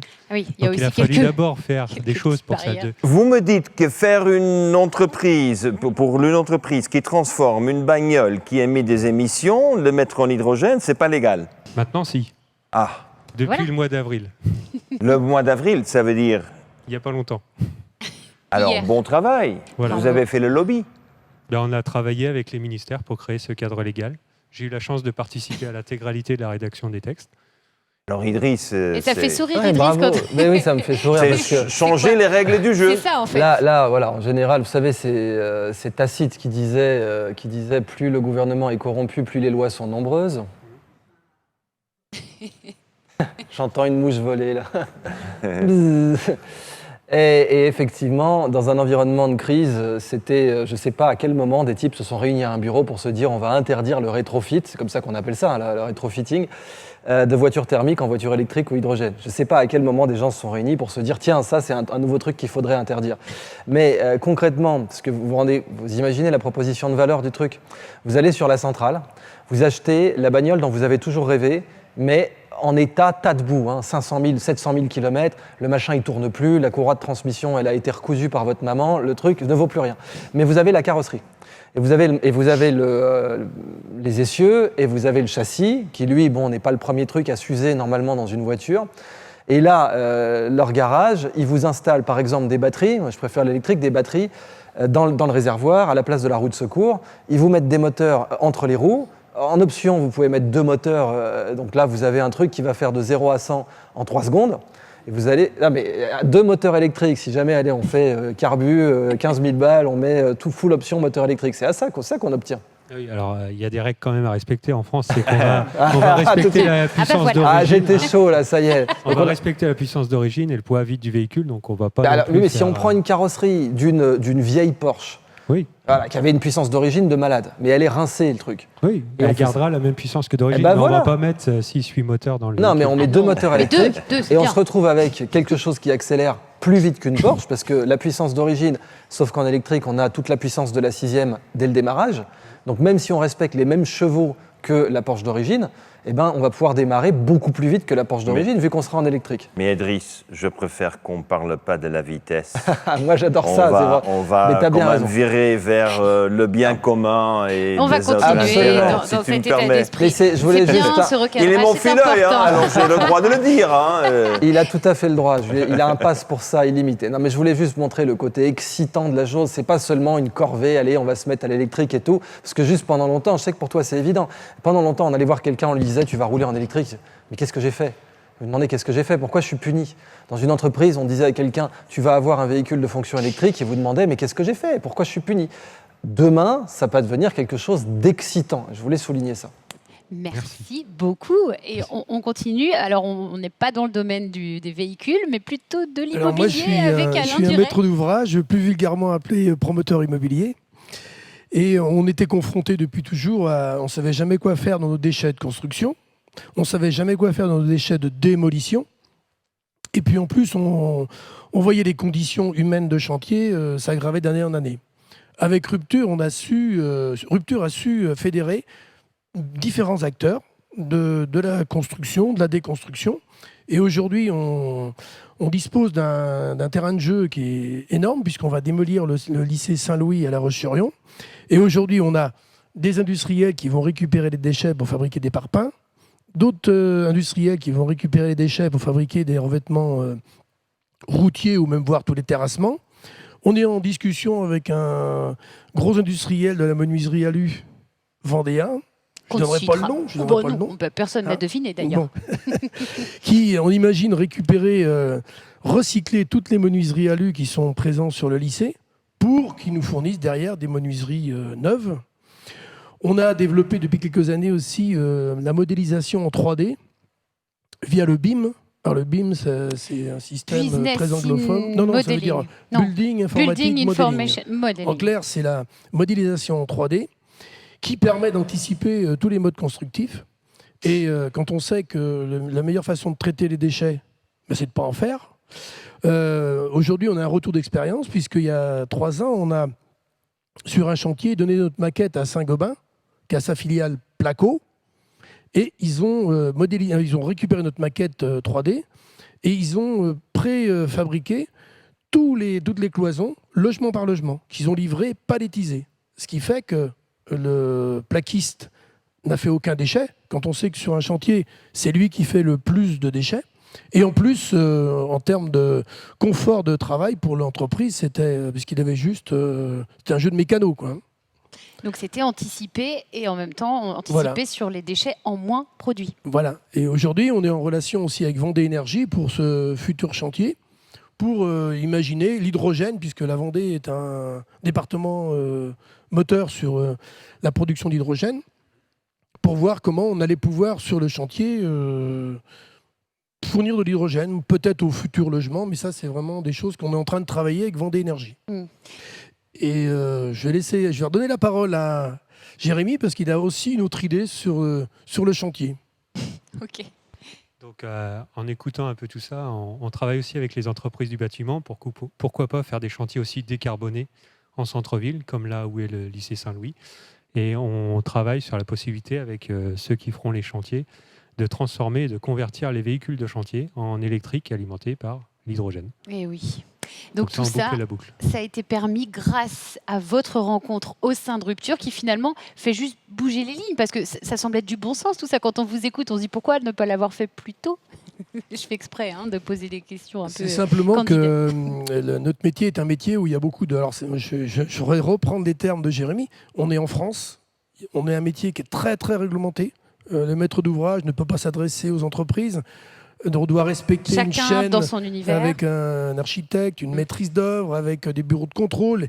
Et on n'a pas cette souplesse. Donc, on a tout récemment créé une structure avec une entreprise vendéenne pour justement couper les barrières. Abaisser les barrières. Enlever les cloisons. Et donc, dans cette structure... En placo ou pas d'ailleurs, mais supprimer les cloisons entre Voilà. Et dans cette structure, tous les deux, on n'apparaît pas avec notre étiquette maître d'ouvrage ou notre étiquette entreprise. Et là, on peut se parler. Et le grand principe de la maquette BIM, c'est que bizarrement, c'est peut-être du numérique, mais ça a entraîné les gens à plus se parler, puisque tout le monde va travailler sur la même maquette. Donc forcément, tout le monde est obligé de se parler. Alors qu'avant, sur le chantier, plus personne ne se parlait. Alors, 2 questions. Toi, Charles, tu sais où je vais. Alors, Mousse de Verre, Saint-Gobain, où est-ce que nous en sommes?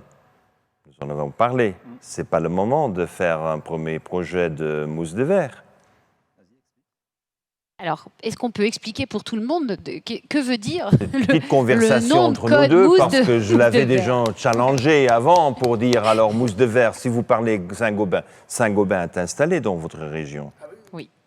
Assez fort. Alors, tous les déchets de Saint-Gobain, on peut les prendre, on injecte CO2, on a un peu trop de CO2, et on crée une mousse de verre. Et ce mousse de verre est un matériel isolant structurel. C'est-à-dire, c'est un isolant dans les murs, mais qui est structurel, qui peut même être dans les murs extérieurs. On a besoin de minimum 25 000 citoyens dans l'environnement afin qu'on produise le volume de verre dont on a besoin pour faire fonctionner le système qui est tout à fait modulaire. Alors moi, je crois qu'il faut rajouter ça. Voilà. Un projet On y de va plus pour Rupture. Oui, bah nous, on prend les projets puis on y va. Donc, on avait Voilà, plein en de- une semaine, je viens vous visiter. Quand est-ce que le projet est lancé? C'est justement tout le bénéfice de Rupture, c'est que ça a permis encore là de dialoguer. On s'est tous retrouvés en se disant, voilà, il y a des problématiques, et tout le monde a apporté des solutions, puis tout le monde a joué le jeu, parce que finalement, on a toutes sortes d'industriels qui sont avec nous dans Rupture. On a des très forts pollueurs, on a des moins pollueurs, mais tout le monde... Ah non. Polluer, c'est polluer. Polluer moins, c'est polluer. Oui, C'est d'accord. comme le vol. Vous volez moins, vous êtes un voleur. Il n'y a rien à faire. Non, mais ça a été une ouverture. Des pollueurs de toute taille. Ça a été une raison de mieux faire, de bien faire, et finalement, on a vu que c'était très, très facile de mieux faire. Très facile de mieux faire. Mais simplement, à un moment donné, il faut se poser puis se dire, on va tout changer. On va changer un peu les processus, on va changer... mais on est dans un pays où, de temps en temps, on est content d'avoir une réglementation très stricte, mais de temps en temps, elle empêche un peu le dialogue, elle empêche un peu... Il faut savoir que dans notre métier, on n'a pas le droit de s'adresser, nous, maîtres d'ouvrage, on n'a pas le droit de s'adresser aux artisans. On n'a pas le droit de leur parler. Parce que si jamais c'est constaté qu'on a pu demander une petite modification à l'entreprise, ça remet en question toutes les assurances, ça remet en question toute la réglementation. On peut être... Donc, il faut que chacun reste à sa place. Alors, j'annonce 2. L'autre, c'est est-ce que tout est prévu pour le LiFi dans le bâtiment? Ce sera le premier bâtiment conçu du début avec le LiFi à l'intérieur, oui ou non? Vous avez un câble fibre optique derrière qui entre? Le LiFi fait partie de nos innovations dans ces bâtiments, puisqu'on a un adhérent rupture qui est très, très... LiFien? Je sais pas. Lifianisé? Non, on a Frédéric, tu peux mieux en parler que moi. Le LiFi, on l'a déjà testé en fait il y a 1 an à La Roche-sur-Yon, dans un bâtiment étudiant. Et après le premier test, donc, on l'a proposé dans la construction de ce nouveau quartier. Et effectivement, dans certains lieux communs, le LiFi est en cours d'étude pour être installé. Alors, mais très bien. Donc, ça, c'est prévu. Voilà, au Alors cœur là, du territoire. Ça bravo. avance, c'est du Vraiment. concret. Alors, on va pas s'arrêter Ce sont des tout à fait. entrepreneurs, hein. Mais oui, Silicon Vendée. Ce que je propose, c'est qu'on prenne un petit temps pour terminer cette séquence avec vos questions dans la salle, si vous en avez. Donc, il suffit de vous adresser à Alex de C, ici présent. Et puis, on va également, avec la voix d'Alex, écouter, lire les questions qui ont pu être transmises sur la plateforme siliconvendée.com où on vous attend jusqu'à demain soir pour partager vos questions, vos commentaires, vos réactions. Alex. Exactement, Cécile. Merci en tout cas pour cet échange. Nous sommes toujours en direct depuis 13h45 ici à Chambre Auto. Avec cette plateforme, vous en parliez à l'instant, siliconvendée.com. C'est l'unique plateforme sur laquelle vous pouvez partager avec nous et poser vos questions. Par exemple, celle de Clavin qui s'adresse à vous tous. Écoutez bien, avez-vous des pistes envisagées pour la construction ou le BTP de demain? Mieux construire, d'accord, mais comment réellement mieux construire? Alors, on vous écoute, vous pouvez vous passer le micro, échanger, partager. Et vous allez voir, il y a beaucoup de questions, et dans le public, et aussi sur la plateforme Silicon Vendée. N'oubliez pas, Silicon avec un Y, comme le Ludilab site, lieu dans lequel nous sommes aujourd'hui et également demain tout au long de cette journée. Merci Alex. Alors, comment construire? On en a déjà je suis parlé passé un tout très petit vite peu. sur le BIM. Le BIM, c'est un processus, le BIM. Donc, mais le BIM doit permettre demain d'optimiser le mode constructif. On sait qu'aujourd'hui, on peut construire en bois, on peut construire en métallique, on peut construire en béton. Mais on sait aussi que la meilleure solution, et c'est de l'avis de fabricants bois, c'est que la meilleure solution, c'est la solution mixte. C'est le mixte. C'est ça la meilleure solution. Et le BIM est vraiment l'outil qui va nous permettre d'optimiser. Puisque la maquette BIM va gérer tous les modes constructifs, va gérer toutes les contraintes, va gérer toutes les interfaces qu'on peut rencontrer entre les différents corps d'état. C'est-à-dire que quand on construit, il y a une structure béton, mais il y a aussi tous les fluides, il y a aussi la charpente, il y a aussi les menuiseries, il y a aussi la couverture, il y a tout. Et puis il y a les contraintes de structure.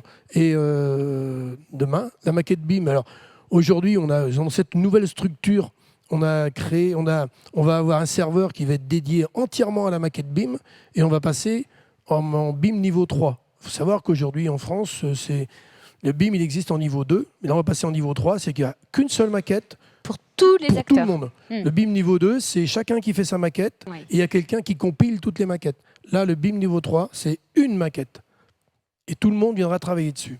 Du début à la fin du chantier. Et donc ça, c'est la construction de demain. C'est la dès construction de aujourd'hui, demain en fait, et qui va surtout nous aider à évoluer dans les modes constructifs. Et puis, on a la veille de la RT 2020, de la RO 2020 plutôt, où le bas carbone va être quand même très très important, il va être pris en compte, ce qui n'est pas fait encore aujourd'hui. Pas encore, ok. Alors justement, justement, pour répondre à cette question, là, vous évoquiez le carbone. Un des plus gros producteurs de CO2 au monde, c'est le béton. Et les Chinois coulent plus de béton en 3 ans que tous les États-Unis d'Amérique dans tout le XXe siècle. Donc on sait qu'aujourd'hui, on doit trouver des nouvelles solutions. Alors on en a plein, vous en connaissez. On a les biobétons, donc les bétons de Miscanthus, les bétons de chanvre. Pour le Tour Super France, on aura comme partenaire le syndicat national du chanvre. Vous savez qu'il y avait d'ailleurs toute une industrie du chanvre en Mayenne, en Vendée. Le mot cannebière à Marseille, cannebière, ça vient de cannabis sativa. On faisait les cordes là-bas. C'était la zone à Marseille où on faisait les cordes. C'est pour ça qu'on l'appelle la cannebière. Donc ça, c'est une des filières sur lesquelles le BTP de demain pourrait avoir un impact carbone important. Vous avez parlé du BIM. Aujourd'hui, il y a des chercheurs en intelligence artificielle qui arrivent à faire des plans générés directement par la machine pour optimiser certains paramètres, l'évacuation des élèves dans une salle de classe, dans une école, un complexe d'école avec 5000, 6000 élèves. Et ils ont créé des plans automatiquement générés comme ça par intelligence artificielle pour optimiser les évacuations. C'est marrant d'ailleurs, ça ressemble à une feuille. Ça ressemble énormément à la façon dont la sève est distribuée dans un végétal. Et puis maintenant, il y a aussi ces plans pour la construction, l'imprimante 3D et la mousse de verre dont avait parlé Gunther. Il faut savoir que tous les retardateurs de feu sont proches d'être cancérigènes, certains le sont de façon frontale. Et donc si demain on arrivait à construire effectivement avec des nouveaux matériaux, on n'aurait plus ces problèmes-là et on aurait un impact environnemental très inférieur. Merci beaucoup. Les constructions de demain sont les constructions qui permettent que vous entrez et que vous sortez plus sain. C'est-à-dire, c'est la santé à l'intérieur qui est la priorité. Ça veut dire qu'on a une gestion d'humidité, on a une gestion de température, on a une gestion de la poussière, on a une gestion d'ultraviolette, on a une gestion aussi de l'argent qu'on dépense à l'intérieur, parce que nous devrions voir un peu comment pourrions-nous augmenter le pouvoir d'achat des gens en réduisant les coûts d'opération de vivre dans un immeuble.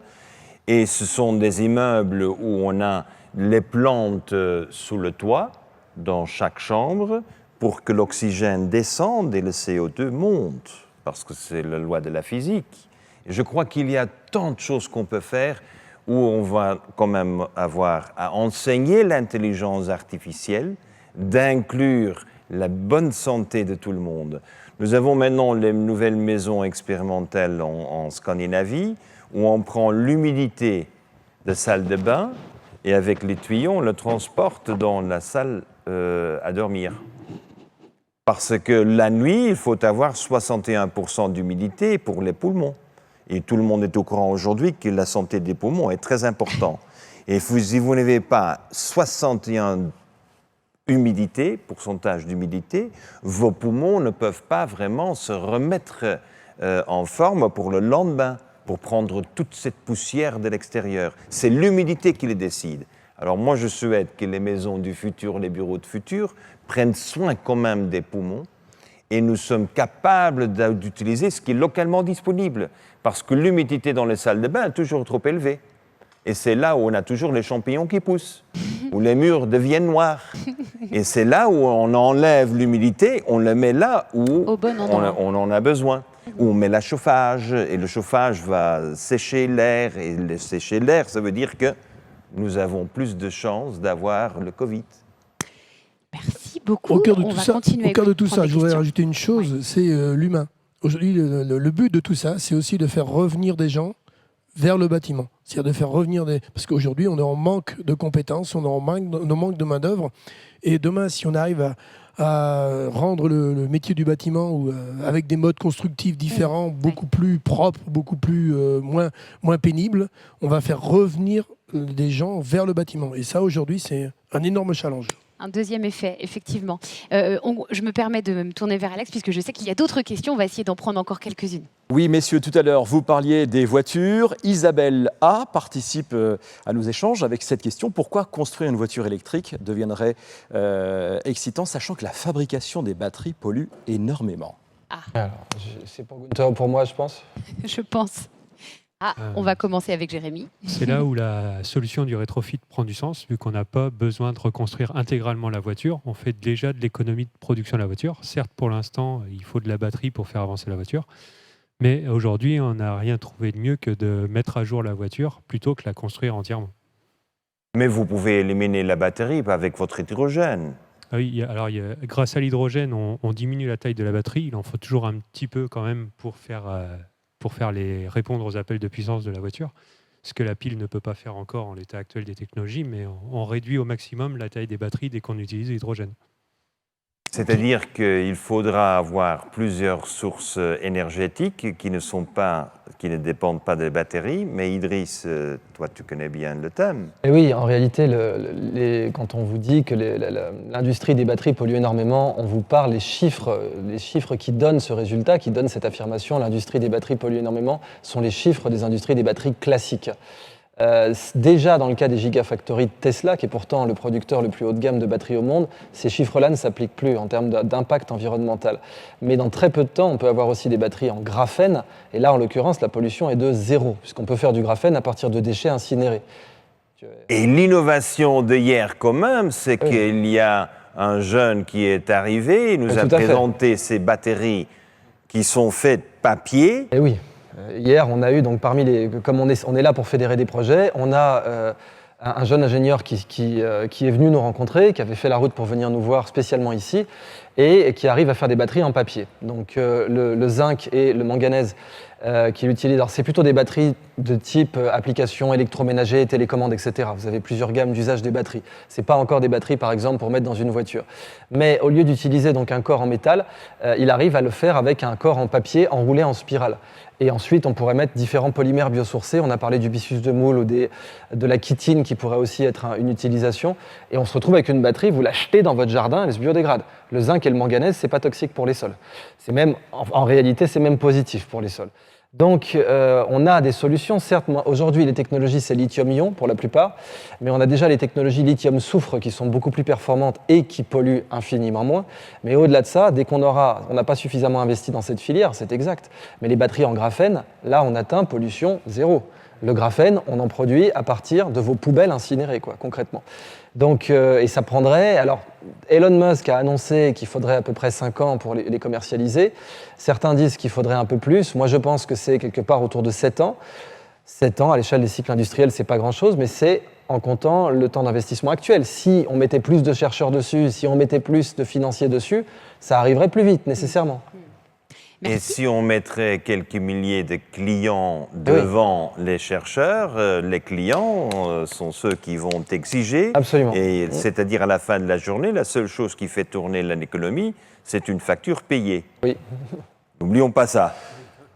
Merci Gunther, merci Idriss. Encore peut-être une ou deux. S'il y a des questions dans la salle, surtout n'hésitez pas à lever la main.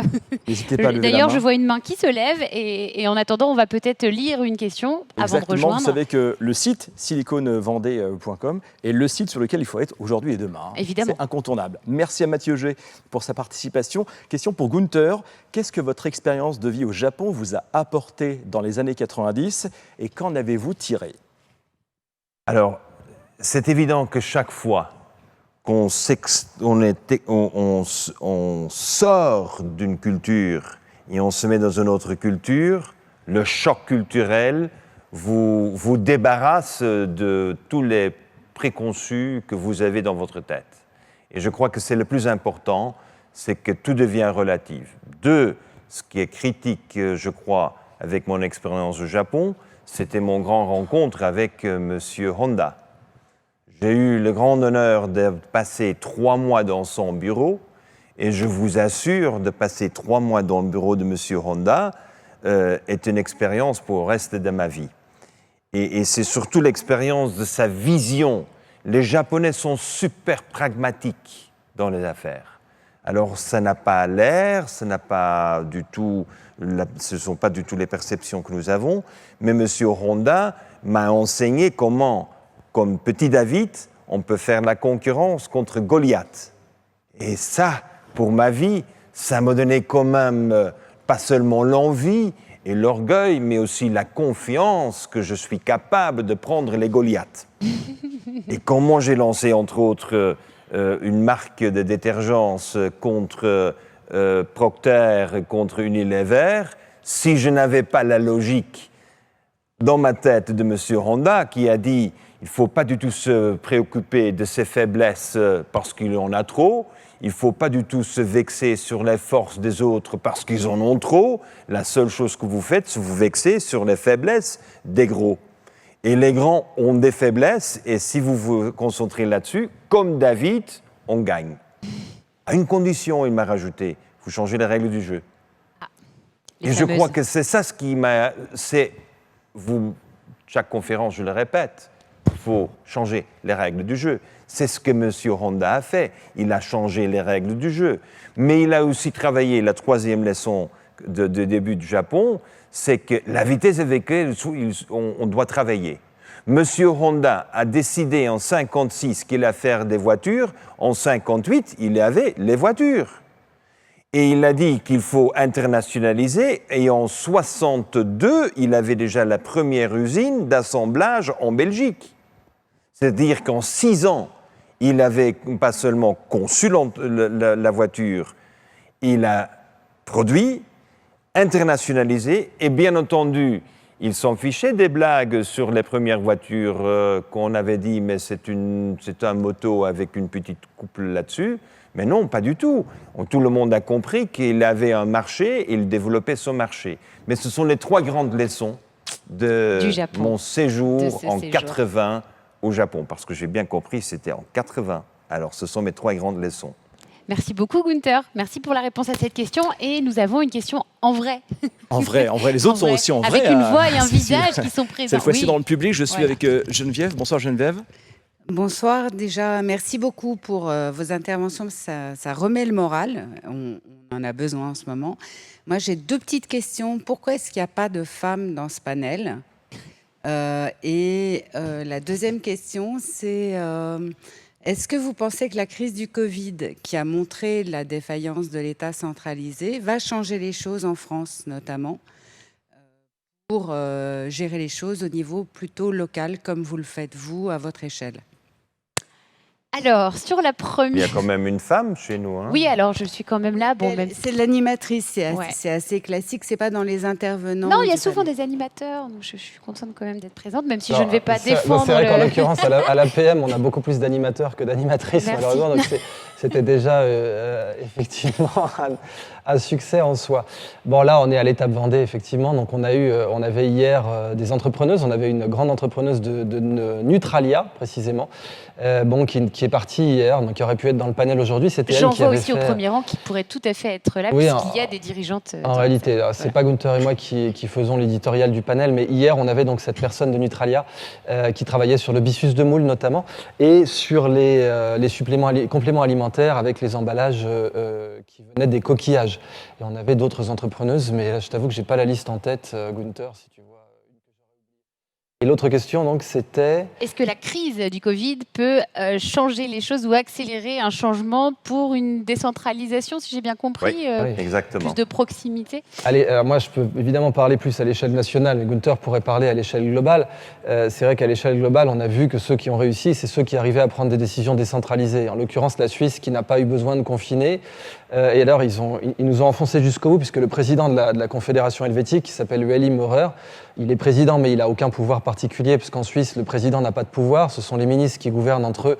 Et lui, c'est un des ministres parmi les autres. Il a juste ce statut pour 1 an, mais il a dit en interview, cash, hein, il a dit non, désolé, on avait le meilleur modèle. Le fait d'être décentralisé, le fait d'avoir dans leur constitution une ligne très importante qui s'appelle le principe de subsidiarité, donc la plupart des gens en France ont entendu parler de ça quand même, hein, je crois. Ce principe de subsidiarité, ça vous dit quelque chose? Parce qu'en France, on est totalement contre ça. Hein. Il n'est pas dans la Constitution. Le principe de subsidiarité déclare, dans le cas suisse, que l'initiative publique doit toujours partir du plus petit fonctionnaire, du plus petit capable de résoudre le problème lui-même. Donc l'action publique, ça c'est le terme exact, l'initiative publique doit toujours être dévolue au plus petit fonctionnaire ou agent public capable de résoudre le problème lui-même. Et c'est l'opposé, effectivement, de la façon qu'on a de gouverner en France. Donc je ne sais pas, évidemment, si la France va se réformer suite à cette leçon de subsidiarité qui a été le Covid, effectivement. Mais toi, Gunther, à l'échelle des supply chains internationales, je pense que tu aurais beaucoup de choses à dire.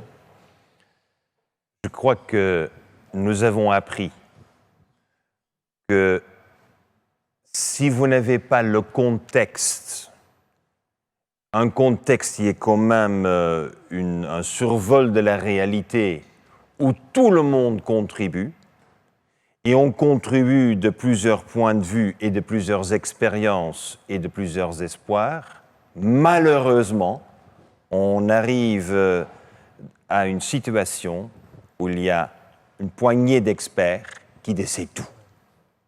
Ça veut dire qu'on entre dans la dictature. Et si on commence à me régler au mètre et avec tous les autres paramètres, on a perdu le contexte. Et je crois que ce que nous avons appris, par exemple, j'ai dû être confiné 3 mois en Colombie. Je suis allé pour l'anniversaire de mon fils et 2 jours après, l'aéroport a été fermé.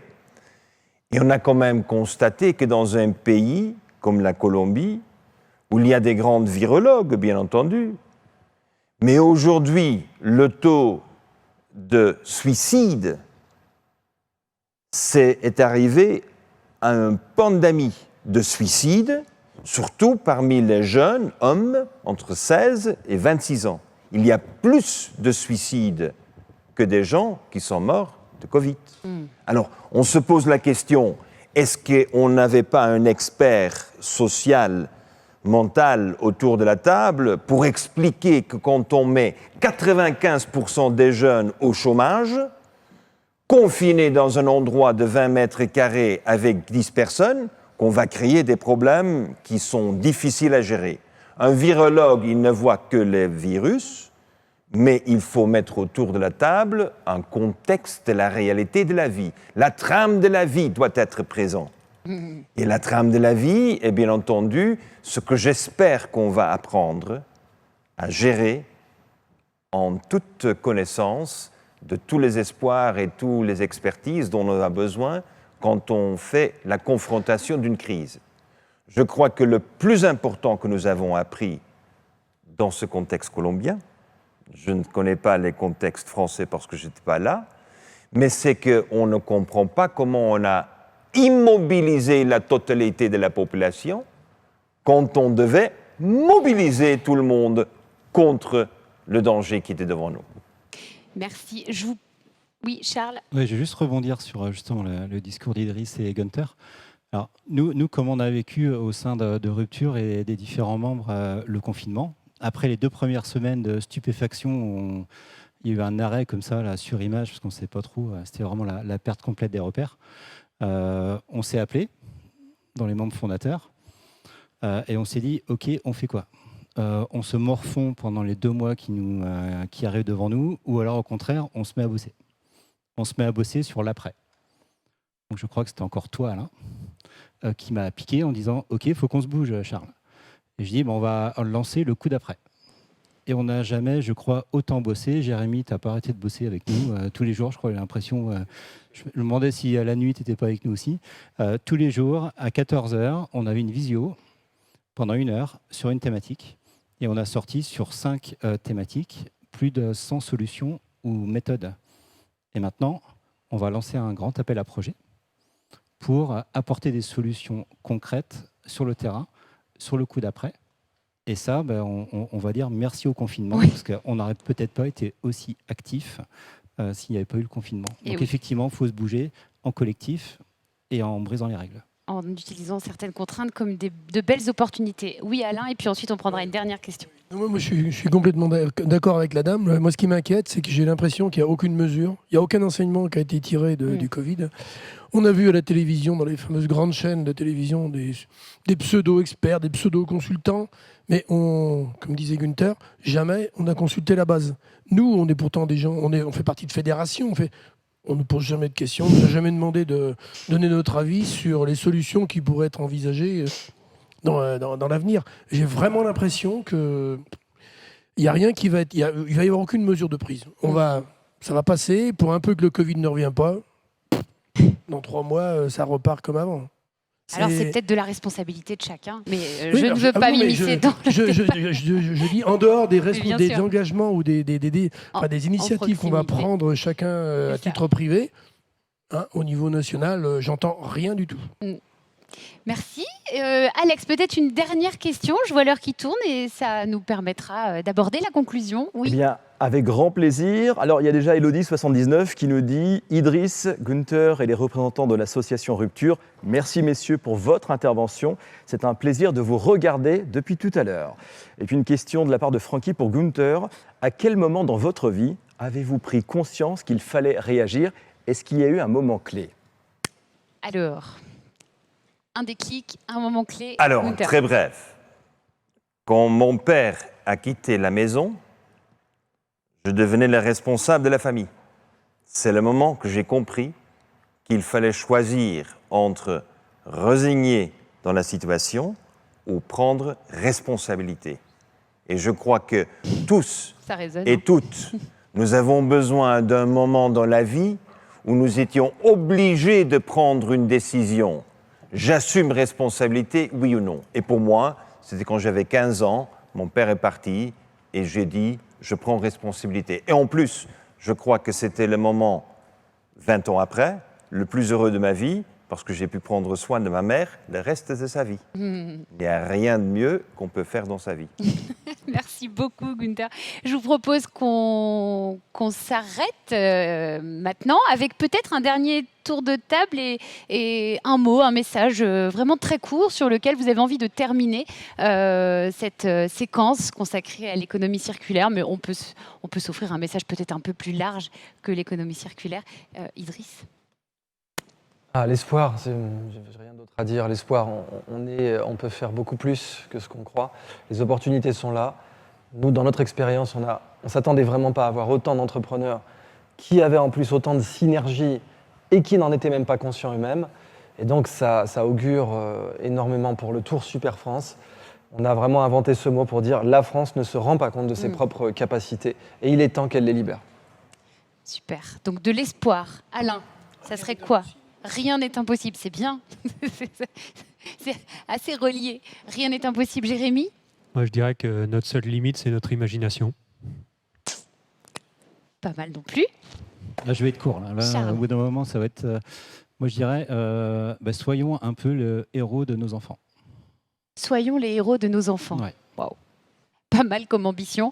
Et moi, je suggère, après avoir quand même remercié tout le monde pour cette extraordinaire opportunité, remercier toi et ton équipe de Rupture pour passer à l'action. Mais pour avoir l'imagination, il faut inspirer les gens.